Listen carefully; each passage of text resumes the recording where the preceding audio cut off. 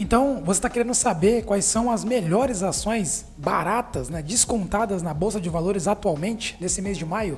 Então você caiu no vídeo certo, porque nesse vídeo eu vou te mostrar as top 3 ações mais baratas, né, ou mais descontadas segundo o seu valor patrimonial por ação nesse mês de maio, tá? São as top 3 ações mais descontadas da Bolsa, tá? Mas, para poder chegar nesse resultado, né, para poder chegar nessas ações, nessas empresas aqui, eu tive que fazer algum filtro, tá? Eu vou explicar aqui para vocês qual foi o filtro que eu fiz, né? Quais foram as condições que eu coloquei nesse filtro e, principalmente, o porquê que eu coloquei esses filtros, né? Quais são os motivos de eu ter colocado esses tipos de parâmetro para poder eliminar algumas eventuais empresas não muito boas para a gente poder colocar na carteira para o longo prazo, beleza? Então, se você quer saber quais são essas empresas e quais são os motivos, né, que me fizeram chegar nelas, fica comigo até o final desse vídeo, que eu tenho certeza que você vai aprender muito e vai crescer muito como investidor com o vídeo de hoje, beleza? Então, bora lá para o conteúdo. Fala investidor e investidora, tudo bom com você? Está no ar mais um vídeo aqui no nosso canal Bolsa em Ação e bora lá para o conteúdo do vídeo de hoje. Eu vou mostrar aqui para vocês as top 3 melhores ações da Bolsa de Valores mais descontadas segundo o PVP, né, que é o valor patrimonial por ação. E eu vou mostrar aqui mais ou menos como foi que eu cheguei nessas ações, tá? Então vamos lá, eu apliquei um filtro aqui para poder eliminar algumas eventuais não boas empresas, né, no momento aqui na nossa Bolsa de Valores. Então, quais foram os filtros que eu usei aqui para poder chegar nessas ações finais, né, nessa lista aqui com essas top 3 melhores ações aí? Bom, o primeiro filtro que eu coloquei foi lucro líquido, né? Eu não quero empresas que estejam dando prejuízo nos últimos 12 meses, né? Ou seja, nos últimos 4 trimestres, tá? Então eu eliminei empresas com lucro líquido negativo. Segundo filtro que eu coloquei foi, eu quero empresas, além de ter o lucro líquido, que é o lucro final ali na DRE, eu também quero empresas com lucro operacional, tá? Ou seja, o negócio da empresa, tá? O negócio da companhia tem que ser lucrativo. Bom, se você não sabe, tá? O lucro líquido é diferente do lucro operacional, né? O lucro líquido, como eu já expliquei, é a última linha da DRE. Ele pode ser impactado por outros fatos, né, por outros motivos que podem fazer com que a empresa tenha ganhado lucro, mas não necessariamente com as suas próprias operações. Podem ser com algum financiamento, investimento em outros tipos de negócios, outros tipos de aplicações financeiras que renderam juros para aquela empresa e assim fizeram com que a empresa tivesse o lucro na última linha da DRE ali, a venda de participação em algum outro negócio, venda de um terreno e etc, tá? Vários motivos podem fazer com que uma empresa dê lucro líquido, mesmo que o seu negócio não seja lucrativo, tá? Então, eu também coloquei aqui o filtro do lucro operacional. A operação da empresa tem que ser lucrativa. Beleza? Esse foi o segundo filtro. E o terceiro filtro, mas não menos importante, eu não quero empresas com o seu valor patrimonial negativo, né? Eu não quero empresas com patrimônio líquido negativo.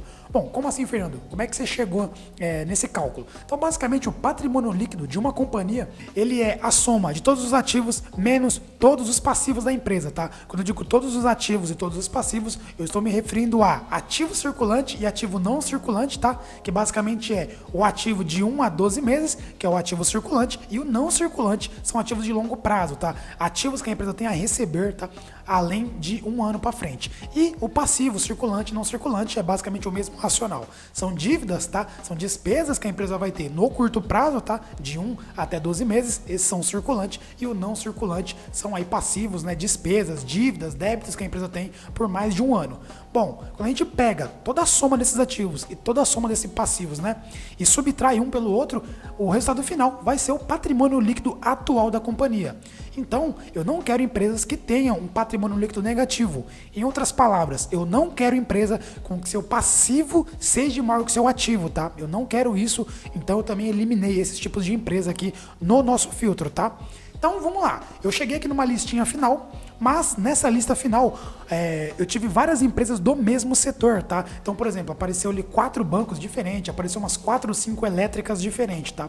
Então eu separei pelas melhores empresas por setor também, para tentar mostrar aqui uma carteira mais diversificada, vamos dizer assim, caso você goste desses ativos, caso você se interesse por essas empresas, para você ir mais a fundo, estudar um pouquinho melhor, e assim você ter uma carteira diversificada, caso você queira, ache prudente investir nesses ativos, tá? Então, resumindo é isso. isso, esses foram os filtros que eu coloquei e a listinha final que a gente chegou são de 3 empresas de 3 setores completamente diferentes um do outro, tá? Não tem correlação entre as empresas aqui, entre os setores dessas empresas. Então bora lá para a primeira empresa, é uma empresa do setor de energia elétrica e é a empresa Alupar. Você está vendo o código da empresa aí, ó?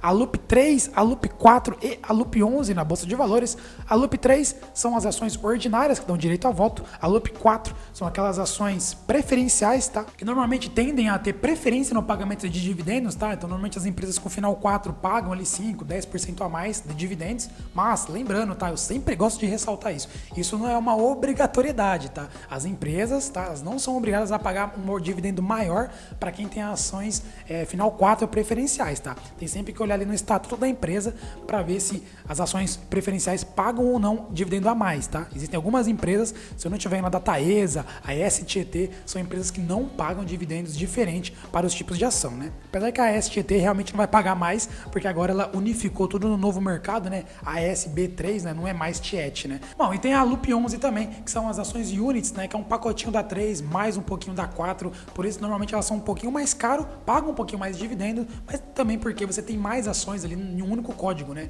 Em um único código está levando ali 2 tipos de ações. Então essa é a nossa primeira empresa e eu quero apresentar aqui alguns dados dessas empresas, tá? Para mostrar o quão robusto e o quão solidez tem essas empresas na Bolsa de Valores, tá? Quão robustos são os negócios dessas companhias. Porque, além do filtro que eu já fiz logo no começo para poder chegar nessas boas empresas, agora eu quero entrar um pouco mais a fundo no detalhamento dessas empresas para mostrar para vocês o quão sólido e robusto são os negócios dessas companhias, tá? Então, basicamente, para poder provar isso e mostrar isso para vocês, eu separei aqui alguns critérios, tá? O primeiro critério é receita líquida, né? Eu quero mostrar para vocês aqui a linha de evolução da receita dessas companhias. Bom, a receita líquida nada mais é do que tudo aquilo que a empresa ganha através das vendas dos seus produtos, dos seus serviços. Então, se a receita vem crescendo ao longo do tempo, isso mostra que aquele produto, aquele serviço que aquela empresa tem é um serviço bom, porque as pessoas continuam consumindo, tá? Consequentemente, a receita vem crescendo. Ou seja, também mostra que o produto não está obsoleto, não está ficando para trás, né? Ou seja, a empresa não está perdendo receita. Segunda coisa que eu quero mostrar aqui são o lucro líquido, né? Eu gosto de sempre mostrar evolução no lucro das empresas, é isso que nós, buy and holders, devemos buscar em empresas para colocar na nossa carteira. Terceiro critério é fluxo de caixa livre, né? Ou seja, depois que a empresa recebeu todas as suas receitas, tirou os custos operacionais, custos administrativos, diminuiu, pagou um pouco da sua dívida e etc. Sobrou dinheiro, né? Sobrou dinheiro no caixa, o caixa da companhia está aumentando. Também quero mostrar isso para vocês. E o quarto, e não menos importante, é o patrimônio líquido, né? Essa empresa tem deteriorado o seu patrimônio líquido com o passar do tempo, ou seja, vem aumentando muito seus passivos para poder apresentar bons resultados ou não, né? Ela consegue crescer resultado, crescer lucro, crescer receita, crescer o caixa, mas de uma forma saudável, né? De uma forma que seja eficiente. O patrimônio líquido vai mostrar isso pra gente também. Então bora lá, começando pela Alupar. Bom, galera, eu tô aqui compartilhando a tela do meu computador com vocês, tá? Então vamos aqui ver as receitas, tá, da empresa Alupar. Então a gente tem aqui ó, as receitas, a gente clica aqui no gráfico, vamos pegar aqui um histórico de 10 anos, ó. Então aqui a gente consegue ver que a empresa Alupar, ela vinha crescendo de uma forma até tímida, mas vinha crescendo de 2011 até 2018. Em 2011 ela saiu ali de 1 bilhão e 200 milhões de receita, fechando ali 2018 com 1 bilhão e 700, tá? Então ela cresceu ali mais ou menos 500 milhões de reais as suas receitas de 2011 a 2018, né? Um período de mais ou menos ali de 7 a 8 anos, tá? Bom, é um crescimento tímido, mas é um crescimento, né? Ela vem crescendo um pouquinho após um pouquinho, de pouquinho em pouquinho, ano após ano, tá? E aí em 2019, provavelmente a gente tem que entrar mais a fundo aqui para tentar entender, aconteceu algo não recorrente. Aí a gente deveria entrar lá no site de RI da companhia, entrar lá nos balanços trimestrais da empresa e tentar entender o que foi que aconteceu aqui em 2019, porque ela aumentou de forma muito exponencial as suas receitas aqui. Provavelmente algum terreno que ela vendeu, a participação em algum outro negócio que ela tinha que ela vendeu, enfim, as receitas cresceu muito aqui, né? Claramente dá pra ver que isso aqui é um não recorrente. E aí em 2020 já caiu um pouquinho em relação a 2019, mas ainda assim é uma receita extremamente maior do que os anos anteriores, né? De 2011 a 2018. Então ela vem crescendo as suas receitas, tá? De forma saudável, pelo menos é o que a gente pode ver aí de 2011 a 2018. Aí em 2019 teve um não recorrente, e em 2020 já caiu um pouquinho, mas ainda assim é uma receita crescente ao longo do tempo, tá? Então resumindo, em 10 anos, olha só o que essa empresa fez. Ela saiu de 1,2, tá?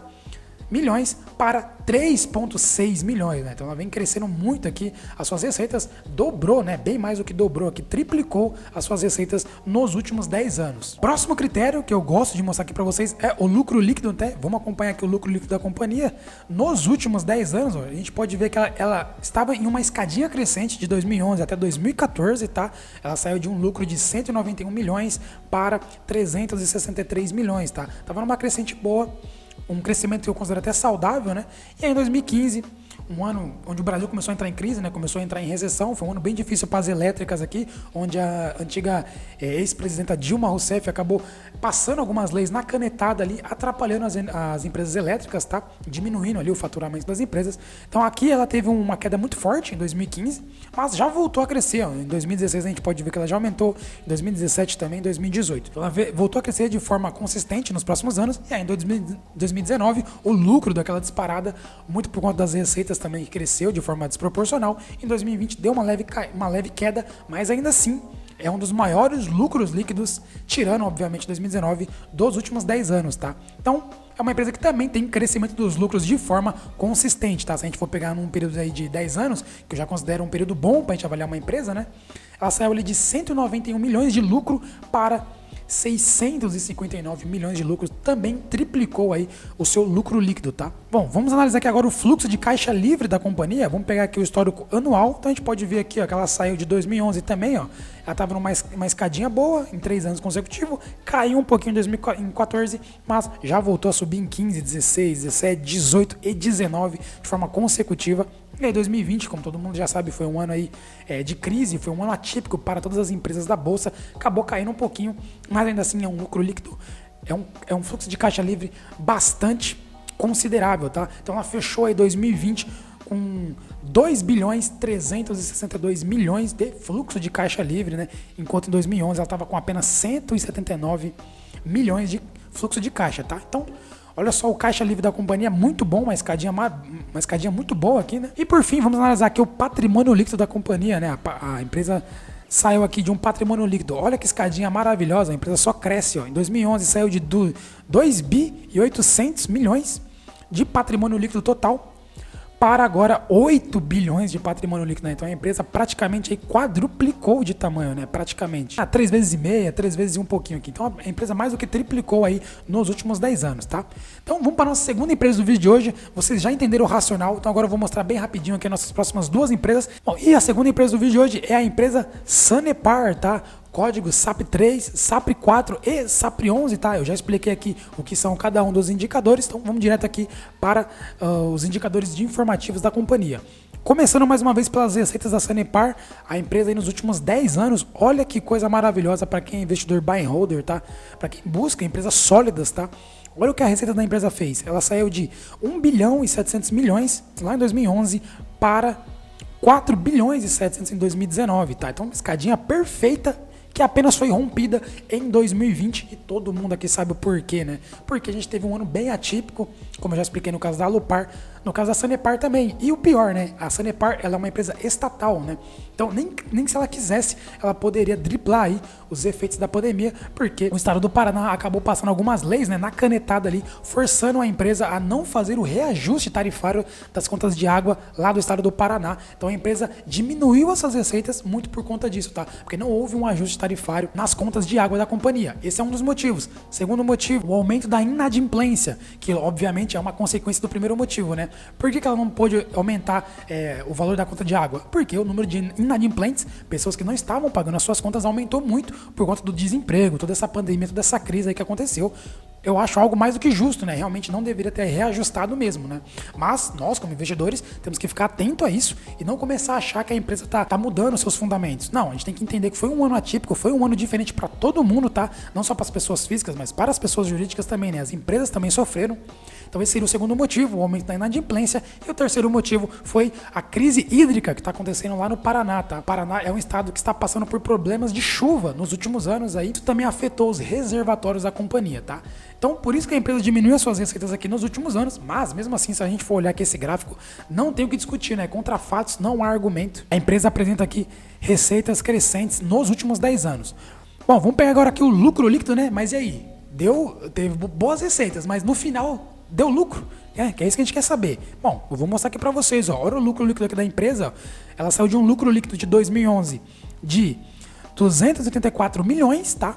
Para agora o fechamento de 2020, 705 milhões de reais. Se a gente for pegar 2019, que, vamos dizer assim, foi o último ano fechado, concluído, sem crise, né? Ela estava, na verdade, com 1 bilhão de lucro já. Olha só que delicinha de empresa, né? Mas houve uma leve queda em 2020, mas vocês já sabem os motivos. Bom, vamos agora para o fluxo de caixa, né? Vamos ver se a empresa está aumentando o seu caixa livre com as suas operações. Então, a gente pode ver aqui que ela já é uma empresa um pouco mais inconstante no seu fluxo de caixa. Aqui já seria um ponto negativo para a companhia. A gente pode olhar aqui, em 2011 ela tinha 140 milhões, subiu em 2012, aí já caiu em 2013, caiu mais em 2014, subiu em 15, subiu em 16, mas aí começou a cair desde 2016 para cá, começou a cair em 17, 18 e 19, tá? Mas em 2020 ela voltou aqui a fortalecer o seu caixa, né? Até mesmo por isso que os dividendos da companhia foram bem baixos agora no ano de 2020, porque a empresa segurou bastante caixa livre aqui. Muito por conta dos motivos que eu já expliquei aqui sobre a Sanepar, né? Por que ela distribuiu menos dividendo? Consequentemente, porque ela também arrecadou menos, tá? Por conta dos motivos que eu já expliquei. Então a empresa aqui segurou mais caixa. Então o caixa livre da companhia hoje tá em 963 milhões de reais também, tá? É um caixa bom, tá? É o maior caixa da empresa nos últimos 10 anos, mas, né, que fique de alerta aí, não é algo recorrente, ou seja, a empresa não vem crescendo o seu caixa de forma consistente, né? Ela é bem inconsistente, ela é bem volátil, então pode ser que em 2021, 2022 esses números sejam bem menores do que a gente está vendo aqui. Então isso aí seria um ponto negativo da empresa. Ela não tem um fluxo de caixa livre constante, tá? E consistente. E por fim, vamos analisar aqui o patrimônio líquido da empresa, né? Será que a empresa está aumentando os seus passivos para poder justificar esses bons números, né? E a gente pode ver aqui pelo gráfico que não, tá? Ela vem aumentando o seu patrimônio líquido numa escadinha ali praticamente perfeita de 2011 a 2020, saindo ali, o patrimônio líquido da empresa era 2 bilhões e 300 milhões em 2011 e agora no fechamento de 2020 a empresa já está valendo aí, de acordo com o seu patrimônio total, 6 bilhões e 600 milhões de reais, tá? Então a empresa aí também triplicou, tá? Praticamente triplicou, né? Não triplicou exatamente, mas praticamente ele triplicou o seu patrimônio líquido. Então, mais uma empresa boa aí que passa em quase todos os checks aí de nós investidores buy and hold. Então, vamos lá para nossa última empresa do vídeo de hoje, tá? Que primeiro, lembrando, hein? Todas essas empresas já passaram naquele primeiro filtro, que é o quê? Lucro líquido, lucro operacional, valor patrimonial positivo. Após fazer esse primeiro filtro, dentro delas aqui agora a gente já consegue ver que elas, além de ter tudo isso, elas têm patrimônio líquido crescente de forma consecutiva nos últimos anos, receitas crescentes, lucro líquido crescente e fluxo de caixa, que é o coração aí de todas as empresas, né? De crescente de forma consecutiva também, tá? Então, vamos agora para a nossa terceira e última empresa do vídeo de hoje, que é o Banco do Brasil, tá? O maior banco estatal aqui do nosso país. Vamos lá, vamos ver as receitas do Banco do Brasil aqui nos últimos 10 anos, tá? Lembrando, tá, galera, outro ponto importante, eu estou mostrando longo prazo, não estou mostrando o último ano ou o último trimestre. Não, estou pegando um recorte de 10 anos para mostrar quão robustos são os negócios dessas companhias, tá? Então aqui a gente vê que o Banco do Brasil, em termos de receita, não é uma escadinha perfeita, né? Ele vinha muito bem aqui de 2011 até 2015, praticamente uma escadinha perfeita ali, só crescendo, e aí tá fazendo o inverso agora, né? Tá caindo de forma consecutiva as suas receitas ano após ano, né? Então ele saiu ali, se a gente for pegar de 2011, ele tinha ali 90 bilhões de receita, saiu de 90 bilhões para 180 bilhões, né? Então praticamente ele dobrou as suas receitas em 5 anos, de 11 a 2015. Mas, de 2016 a 2020, ele praticamente perdeu aí quase 50% das suas receitas, né? Saindo ali de 180 milhões, 180 bilhões para 103 bilhões de reais, né? As suas receitas do ano de 2020, tá? Então, já liga um alerta aí no Banco do Brasil, vem caindo as suas receitas ano após ano. Eu acredito que isso é muito por conta dos bancos digitais, né? Que estão aí crescendo muito nos últimos anos, tirando bastante receita dos bancões. Mas vamos ver se essa falta de receita, né? Essas quedas nas receitas estão afetando o lucro líquido da companhia, né? Bom, Fernando, mas isso não deveria ser uma consequência? Não necessariamente. Às vezes a empresa deixa de arrecadar, tá? Ela arrecada um pouquinho menos, ou seja, ela perde receita, mas ela vai ficando mais eficiente com o passar do tempo, tá? Então ela vai aprendendo a diminuir despesas, a diminuir alguns custos que ela tem ali nas suas suas operações, custos administrativos, vai enxugando folha salarial, vai diminuindo o número de funcionários, né? Vai ficando mais eficiente e às vezes isso acaba não sendo refletido no lucro líquido, ou seja, a falta de receita não quer dizer que vai impactar os lucros da companhia. Então, bora lá ver isso aqui na tela, ó. Estamos aqui com o gráfico da empresa, o lucro líquido dos últimos 10 anos. Então, basicamente, a empresa não tem uma escadinha, né? Ela é bem inconstante nos lucros. Tava com um lucro ali de 12 bilhões, tá? Em 2011. Aí manteve basicamente os 12 bilhões em 2012, subiu para 15 bilhões em 13, mas aí caiu para 11 em 14, subiu em 2015 ele para 14 bi. Então assim, é bem constante, né? Mas ele fica dentro de um range, né? Se você for ver aqui, ele fica dentro de uma média.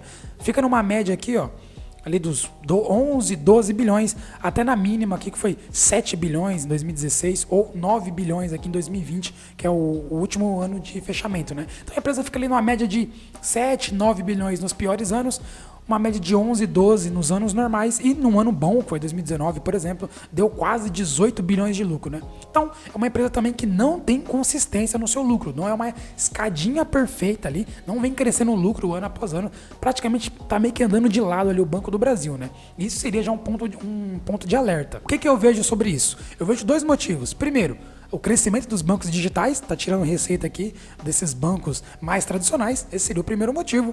E o segundo motivo é estatal, né? O Banco do Brasil, como ele é um banco estatal, ele é visto um pouco com maus olhos, né? Por parte dos investidores e por parte também do público, né? Das pessoas em gerais, que preferem abrir contas, principalmente a galera de 18 a 30, 35 anos, querem mais modernidade, querem mais tecnologia, então esse tipo de consumidor vão preferir trocar o Banco do Brasil, que é um banco mais tradicional, né? Para esses bancos mais modernos, né? Como o Nubank, o Banco Inter, Banco C6, até o Banco BMG vem crescendo bastante também nos últimos anos, tá? Bom, vamos ver aqui o fluxo de caixa da companhia, né? O fluxo de caixa livre aqui da empresa. Bom, isso sim a gente vê que ele é bem constante, ó. De 2011 saiu ali de 170 bilhões de caixa para aí mais de 618 bilhões de reais caixa livre da companhia. Então, é uma escadinha ali quase que perfeita, né? Teve aqui só em 2017, caiu um pouquinho em relação a 2016, mas fora isso, voltou a crescer de forma consecutiva em 2018, 19 e 20, tá? Então, um bom caixa livre da empresa. E por fim, vamos olhar aqui o patrimônio líquido, né? Será que o Banco do Brasil está diminuindo com o passar do tempo ou não? Então, bora tá na tela aí, ó. Em 2011, ó, o banco valia, de acordo com o seu patrimônio total, ele valeria 58 bilhões de reais e agora está valendo aí mais de 112 bilhões de reais. Ele quase dobrou de tamanho, né? Então, é uma escadinha também quase que perfeita. Então é isso, né? O Banco do Brasil, pelo fato de ser uma estatal, tá? Ele é um pouco mais inconstante, a gente pode perceber isso pelas receitas e pelo lucro, mas em termos de patrimônio, continua sendo um banco robusto, extremamente grande e valorizado, e o caixa livre da companhia também vem crescendo ano após ano, tá? Espero muito que você tenha gostado desse vídeo, tá? Se sim, deixa seu like, se inscreve no canal. E se eu agreguei algum tipo de valor e conhecimento para você, com certeza eu vou agregar mais para os seus amigos e familiares, tá? Então espalha esse vídeo para eles, joga aí nos seus grupos no WhatsApp, tá? Pô, olha o vídeo desse cara aqui, olha o que ele tá falando aí. Vamos ajudar nossos amigos, nossos familiares a entender mais sobre dinheiro, entender um pouco mais sobre investimentos, tá? Levando educação financeira para eles, que é isso que eu tô tentando trazer aqui para vocês, beleza? Então esse é o nosso vídeo de hoje, eu espero que você tenha gostado. Eu sou o Fernando Carvalho, esse é o nosso canal Bolsa em Ação e eu vejo você amanhã no nosso próximo vídeo. Valeu!